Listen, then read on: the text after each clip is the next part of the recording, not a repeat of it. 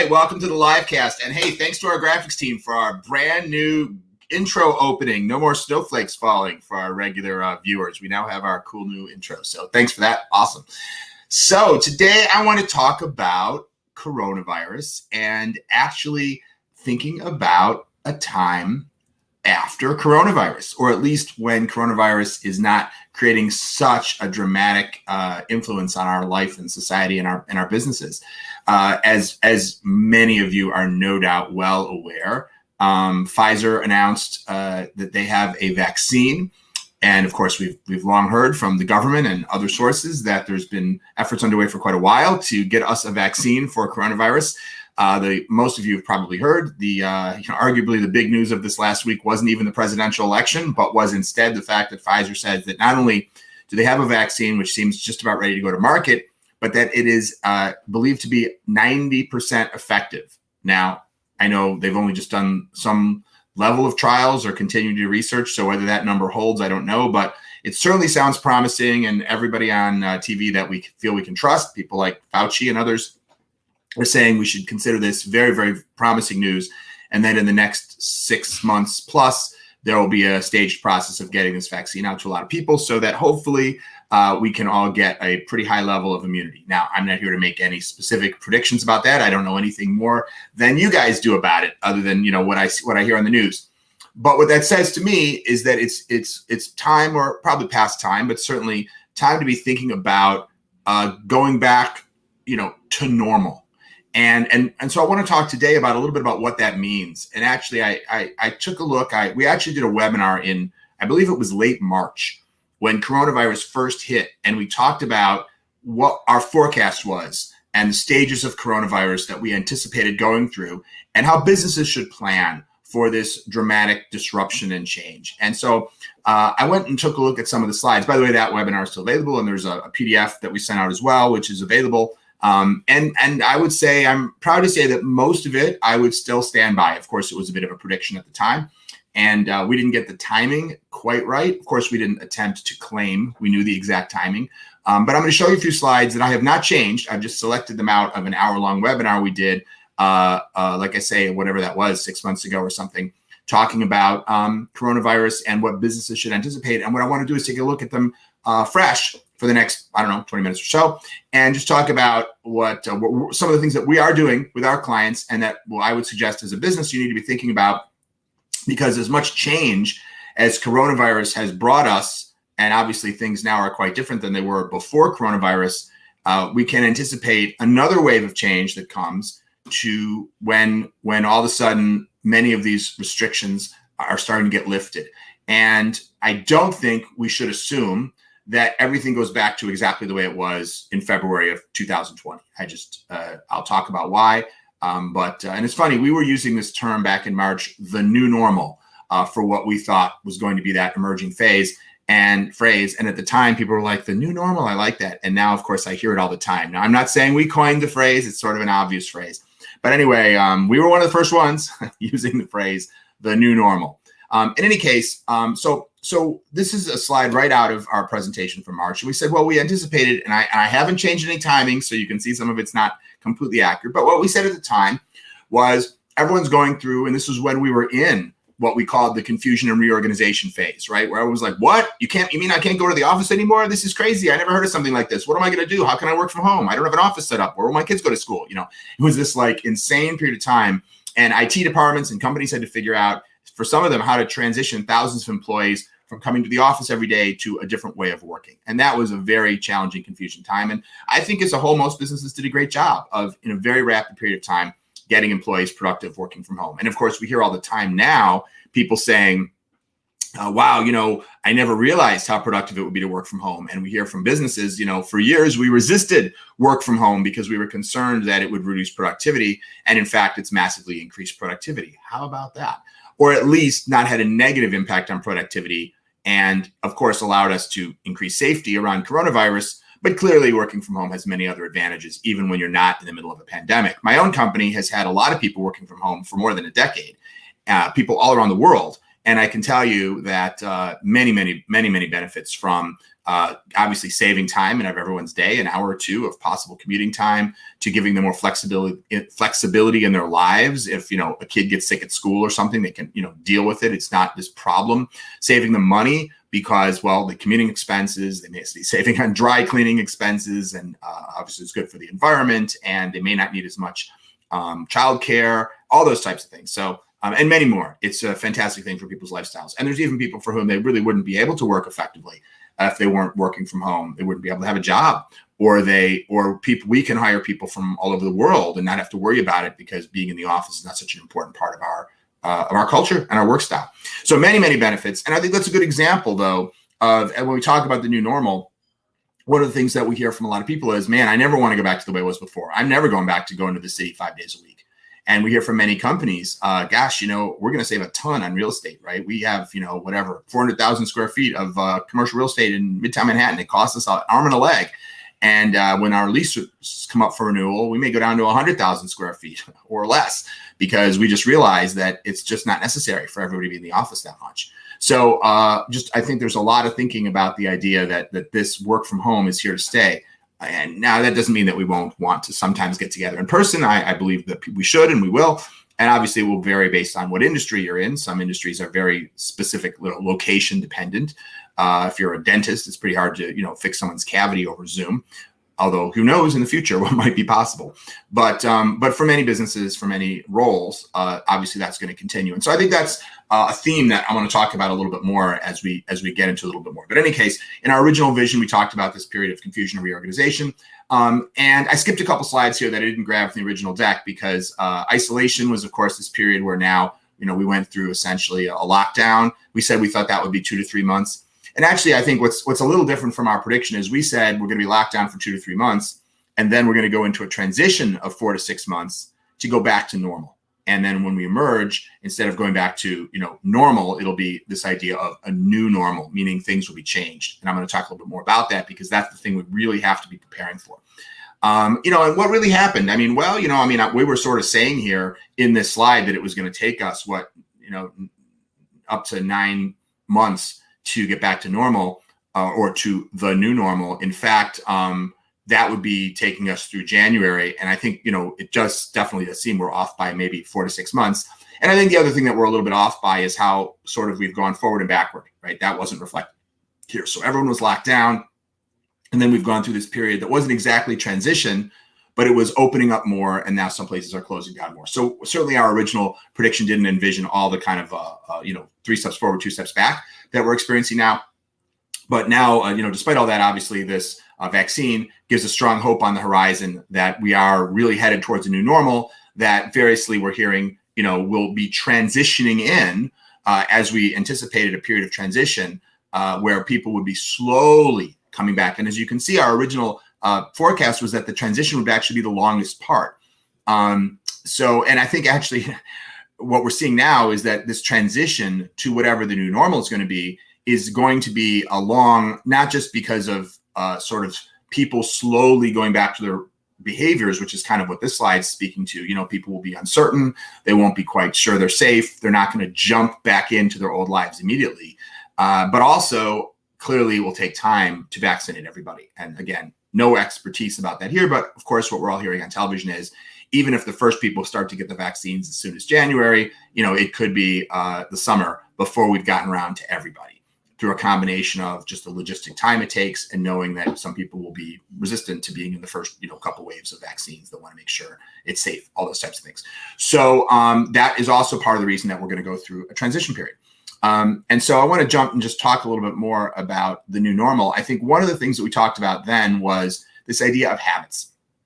There's no question that, when you can't go to the movies for years and years and years, well, I overstated that. When you can't go to the movies for months and months and months, or you can't go out to a restaurant, as soon as that restriction is lifted, people are going to flock to those things because all of a sudden it's a novelty, right? Wow, I can go to a movie. I can't wait to go. And I got to tell you, I'm not a big movie goer. I was maybe at an earlier point in my life, but I think it was years of having children where the only movies I went out to see anyway usually had animated pandas in them. So as a consequence, I got sort of, got less excited about the idea of going to the movies. But certainly now, having been not allowed, the idea of going and sitting in one of those giant reclining seats with my big bucket of popcorn and just watching a movie in a movie theater sounds great to me. I can't wait. But I think we also should anticipate that even though when restrictions are lifted, there will be a certain amount of flocking back. The real question is, once that sort of novelty, if you will, wears off, what will be the sustained behavioral pattern? And, some of I've spent a lot of time in my own work over the last decade plus working with the Tony Robbins organization. And one of the things that Tony teaches and talks about is changing behavior. And while this graph isn't from Tony Robbins, one of the things that is clear is that when we engage in a behavior that's unfamiliar for a sustained, consistent period of time, then that behavior becomes more ingrained in us. And over time, it becomes a habit. So you've probably had this experience. If you commit to going to the gym and you got to drag yourself to the gym every day if you do that every day for a month, or even 4 or 5 times a week, or whatever it is for a month or 6 weeks, after a while, it's built into your lifestyle. After a while, you expect it. After a while, you don't have to push yourself so hard to do it. And of course, we all have habits in our lives, whether it's brushing our teeth or,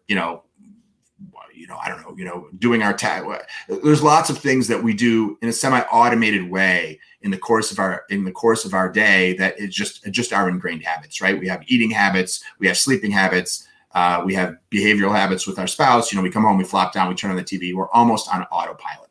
And that's because when we repeat behavior over time, our brain just kind of turns that into kind of like a groove. If you've ever been trying to go someplace in your car that's kind of a similar route to a place you go all the time, you ever find yourself like, even though you're going to the grocery store, not to your office, but it's nearby, and the next thing you know, you're turning towards your office and you're almost in your office parking lot, and you're like, wait a minute, I'm going to the grocery store. Why did I turn that way?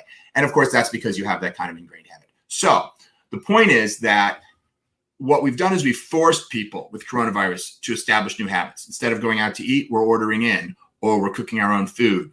Instead of going to the movies, we're entertaining ourselves at home. What telemedicine, teleeducation, finding new activities to replace the things that we weren't able to do, new ways to exercise, or perhaps some of us have gotten out of the habit of exercise, or some of us have gotten into the habit. Some of us didn't exercise before, and we used coronavirus. Someone told me I'm in a mastermind networking group weekly, and someone used the phrase, I guess this is a meme on the internet, but I haven't heard it, that after coronavirus, everyone is going to come out either a hunk, a chunk, or a drunk, right?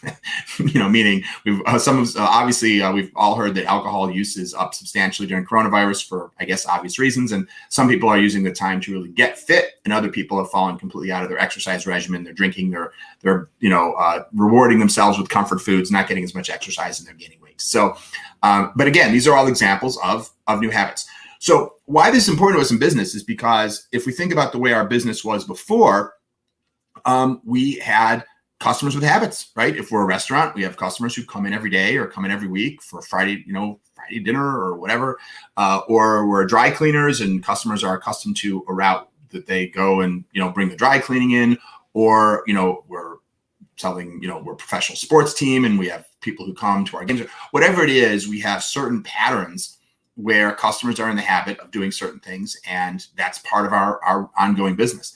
And when those habits are disrupted, obviously many businesses have seen the negative impact of reduced customer demand because customers' needs have changed. Now, of course, there are some businesses where demand has surged because customers' needs have changed. But in either case, we have to acknowledge that as we move into a new normal, several things are going to happen. Some of those new needs may get tempered, but also people may not go back to all of the behaviors they engaged in before. If you got accustomed to cooking your food at home because you couldn't go out to a restaurant, for sure you're going to run off to a restaurant when you can, or at least highly likely. But then on a go forward basis, if you used to eat out three nights a week, are you going to go back to 3 nights a week, or are you really going to just go back to 1 night a week because you've got some new patterns of behavior around cooking at home, and maybe you learn how fun that is and how enjoyable it is for the whole family to sit down for a meal together? Or, if you've switched to ordering from Uber Eats, that may be different places that you're ordering from than the places you used to go sit down. So the point is that we have a change in those behaviors. So a few things that we want to be doing as we're still here in transition, but we're sort of seeing, whether we're in transition or not is maybe how you define it. But we're either And we either have been in a very, very long, slow transition. That would be one way to look at it, because at least we're not under lockdown anymore. Or we're beginning a transition as we start to see the vaccine coming out and we start to see the light at the end of the tunnel. So what should you do during this period of transition? Well, for one thing, many of us have adapted our businesses to coronavirus. And sometimes we did that in a very ad hoc way. We had to make quick changes. And so one of the things we need to try to forecast is what's going to go back? What are we going to undo? What are we going to no longer need? And therefore, we won't maybe need to have social distancing in line at our stores at a certain point 9 months from now. Great. That's a hassle. Or what are the things that we've changed that actually we need to make more permanent? For example, if customers have gotten accustomed to order online, pick up curbside, they may really like the convenience of that, independent of the health issues. And we may recognize that the way that we implemented it, because we were in such a rush, we implemented a little bit with, duct tape and baling wire.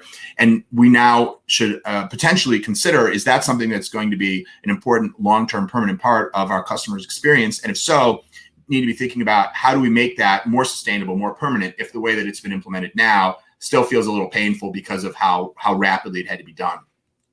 I certainly think, the number two, we do not want to make the assumption that just because restrictions are lifted, we will go back to prior levels. So when it comes to issues like ordering inventory, staffing back up, things like that, I think you want to be cautious and, again, anticipate an early surge, but don't necessarily assume that business will go back to prior levels. It's tough to know exactly what's going to happen, but at least build flexibility into your planning, because it's going to be, you don't have a model to use to forecast to know exactly how it's going to level out. And recognize that you need to persuade your customers to return. You need to win back those customers. That customer that came to your diner every morning for breakfast and hasn't done so for the last 9 months is now out of that habit. And you cannot assume that they're going to start coming back to coming to your diner every month, or, and the same behavior cuts across every industry, whether it's B2B or B2C. And so you may be able to win customers back because, of course, just because the behavior changes doesn't mean it won't go back. How many of us have quit smoking or gone on a diet or started exercising and then it didn't stick? Maybe it stuck for a while. Maybe we did it for 3, 4, 5 months. Maybe you quit smoking for 2 years and then something lured you back in and you went back to the old behavior. So when we have behavioral patterns already ingrained in our customers from the past that are still there, but they've sort of been covered over by new behaviors, it is an asset because the old behavioral pattern is still there, but they may not be following it, but we may be able to pull them back to it. Now, hopefully it's not as harmful of a behavioral pattern as cigarette smoking.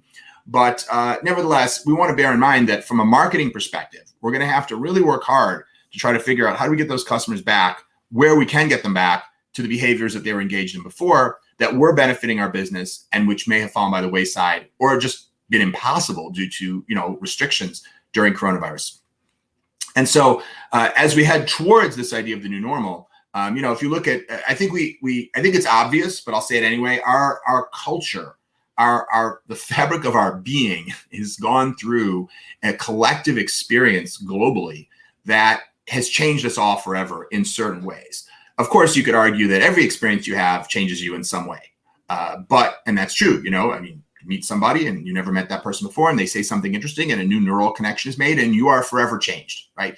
But the impact of the whole coronavirus epidemic, the fear that it's created, the behavioral changes that it's created, the awareness and concerns about health and infection and the sense of our fragility and the fact that things that we never really thought could be disrupted have been disrupted. And so many other things have changed in our psychology as a result of going through this. And those changes will never go back because that's part of our life experience. And just like when everyone came back from World War II, so much had changed as a result of the fact that the country went through that a new era was dawned in a sense. And I think we can expect something similar.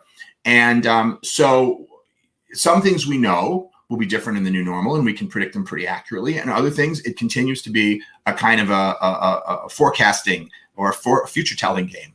And I'm going to kind of wrap up in talking about how to address that. But I think one thing we do know that we don't have to work too hard to figure out is that the whole idea of digital transformation has accelerated substantially during coronavirus. And many of you who listen regularly have probably heard me talk about this idea that I think of digital transformation as two things. There's the digital transformation in the world This is the rate at which your customers are changing their behaviors and expectations as their lives continues to become more and more centered around digital. And then there's the digital transformation of your company, which is really a kind of a catch-up game to try to make sure that you're adjusting and adapting to remain relevant to the needs of the world and your customers. So your transformation to match the transformation of the world. And so clearly, coronavirus, there have been many quotes. Early on, the CEO of Microsoft said, we've done 3 years of digital transformation in 3 months. And so by now, I guess it's 9 years. And of course, who's to say how many years of digital transformation we've done? But clearly, consumers have accelerated things that probably were going to happen inevitably, like remote learning, like telehealth, increased reliance on digital for ordering of daily consumables like groceries, et cetera. Online banking, all these things that were at different stages of their maturity, but they've all been pushed forward faster because of the constraints of the time of coronavirus. And I think we can assume that much of that will stay. But there's many other things that may or may not change. And so one of the things that we encourage everybody to do is scenario planning. And I'm going to talk about that as we wrap up our time together today. You definitely should abandon the assumption that everything's going to go back just the way it was, if you have that assumption. And maybe nobody listening even harbors that assumption. What we really do need to do is really closely track our customers. This is a time to stay very, very close to our customers. That means doing things like customer research. And because it's always important to keep your finger on the pulse of your customers because their needs are always changing. And especially over the last decade, with the growth of digital and digital transformation, their needs perhaps have been changing more rapidly than in prior decades. But during coronavirus, their needs have been changing even faster. And so whatever you thought you knew and understand about your customers, is probably out of date if it's not very, very recent. And as we move into this new normal, even if we extensively researched our customers right now today, it still wouldn't tell us for sure how they're going to behave over the next 9 to 12 months as we move through transition to the new normal. So it means that we need to have our finger on the pulse of that customer even more than ever before. And that means mostly customer feedback, right? Constant forms of research. For those of you who've got a copy of my book, Winning Digital Customers, quick plug, but I talk in here extensively about specific techniques, many techniques, chapters full of techniques for how to make sure you're staying connected to your customer. You're learning about your customer's needs, you're understanding their points of pain, and you're translating those into specific hypotheses for how to improve the product, the service, the customer experience, and then testing those with customers through more research techniques so that you can optimize how you invest in improvements to your customer experience that will have the biggest impact on your business. And I think that's key to do. And again, as it's sort of like in the old days, you could kind of take a look at the target and then kind of like aim your gun and fire it. But now, as soon as you look down at your gun, the target's moving all over the place. It's like if you've ever gone skeet shooting, I've gone a few times. My son likes to go skeet shooting. And I think my wife kind of likes it as well, actually, which is a little bit surprising. So when you first start skeet shooting, they just have the still target, right? They just want you to practice hitting a target.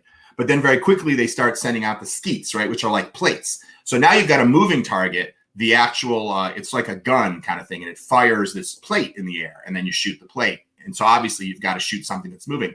And then if you get even better, they have these setups where even the things that are firing the plates are moving. So now you don't even know where the plate's going to come from, and you don't exactly know when the plate's going to come. And so now you're tracking multiple things that are moving, and you got to try to figure out how to hit those. And that's when it gets really, really difficult. I don't like to do that because I don't hit anything, and so it's not fun. So I stick to the middle one where they just shoot the one plate because then I can hit it most of the time. And it's very satisfying. It makes like a crash sound when it breaks, Anyway, my point is that I think it's going to be more like the more difficult one as we head into the new normal, right? We're going to have a lot of things changing suddenly.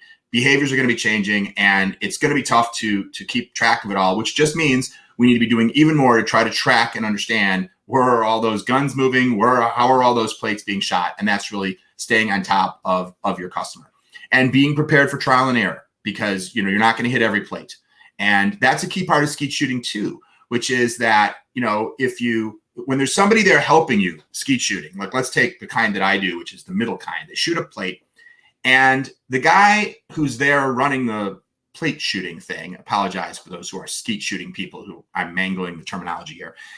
He'll help you. He'll tell you were a little high, you were a little low, you're a little to the left. he can kind of see what you're doing. And that's super helpful because you need to know how to adjust. You're not going to hit every plate, but as you start to realize, when I fire that gun and I think I'm going to hit the plate and I really go to the left, well, I guess I need to compensate a little to the right. And I think that's what we're going to need to be doing here too. It's hard to know for sure what's going to be needed. We need to be paying attention. We need, and in my world, those people who are like the skeet shooting guy who helps me, these are your customer research people. These are the people who look at the data, who talk to customers, who do interviews, ethnography, usability testing. There's a wide range of tactics and techniques, again, that we get into in the book, to really help figure out, how do we continue to adjust to improve that aim because the target is moving so quickly. And lastly, I want to talk about scenario planning, which is the last bullet point here, but I have a separate slide on it. So one of the we do a lot of workshops and customer visioning sessions, and one of the techniques that we use a lot is scenario planning, or scenario-driven planning, as you might prefer to call it. So what does that mean? It means that we don't know what the post-pandemic new normal is going to look like exactly. Believe me, if I knew exactly what it would look like, I would know exactly what stocks to buy, exactly what to do, and, I'd be a billionaire overnight. Nobody knows the future. And, one of the rules I make for myself is I forgive myself for the fact that I can't always predict the future, that I didn't buy Apple in 2008 or whatever. Apologize for that phone ringing. I'm just going to let it go. So what we do with scenario-driven planning, though, is we say, well, we don't know the future, but we can envision some possible futures. We can say, well, we don't know exactly what our customers will do, but we could create some hypotheses. It could be this, it could be that. And once we have those hypotheses developed, then we do a couple things with them. Number one, we ask ourselves, and I'm going to give you some examples in a second. We ask ourselves, what would we do if that were to happen? So let me go to some examples. So let's say, for example, that our culture becomes, these are some possible new normal scenarios. And I'm absolutely not predicting these things. In fact, some of them are contradictory. But one could be, for example, let's take number two, actually. A far heightened concern around germs remains indefinitely.